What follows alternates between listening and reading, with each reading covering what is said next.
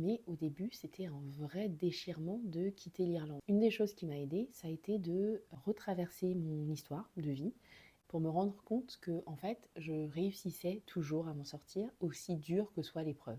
Je me suis demandé ce que je faisais il y a 10 ans, c'est-à-dire à mes 27 ans. Je rêvais d'avoir un bébé et ça ne venait pas assez vite à mon goût.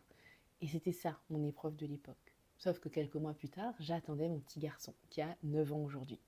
Ensuite, je suis remontée 10 ans plus tôt encore, à mes 17 ans. À 17 ans, je quittais ma Côte d'Ivoire natale pour aller étudier en France. Je quittais tout ce que je connaissais et tout ce que j'aimais pour retourner vers un pays que je trouvais froid et triste.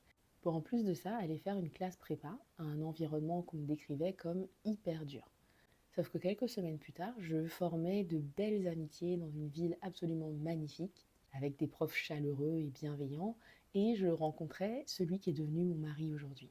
Et je suis remontée 10 ans plus tôt encore, à l'été de mes 7 ans, et je quittais pour la première fois la Côte d'Ivoire pour la France. Je quittais ma maman pour aller vivre avec mon papa, donc jusque-là, pas de souci, jusqu'à ce que ma belle-mère maltraitante entre dans la danse pour 5 longues années. Mais je m'en suis sortie. Je ne serais pas la personne que je suis aujourd'hui, la maman que je suis aujourd'hui, la coach que je suis aujourd'hui si je n'avais pas vécu ces 5 années difficiles. Et il se trouve que j'aime vraiment beaucoup cette personne que je suis aujourd'hui avec ses qualités et ses failles. À 7 ans, à 17 ans, à 27 ans, j'ai vécu des choses difficiles et je m'en suis sortie avec du positif. Alors aussi dur que soit ce passage à 37 ans, je suis certaine que je vais m'en sortir et avec du positif. Et ça m'a vraiment soutenue. C'est pour ça que je vous invite vraiment à faire ce travail-là, et pas que dans votre histoire personnelle. Ça peut être remarquer vos qualités et les souligner dans votre esprit et dans vos mots. Ça peut être célébrer ou vous féliciter pour les choses que vous faites bien.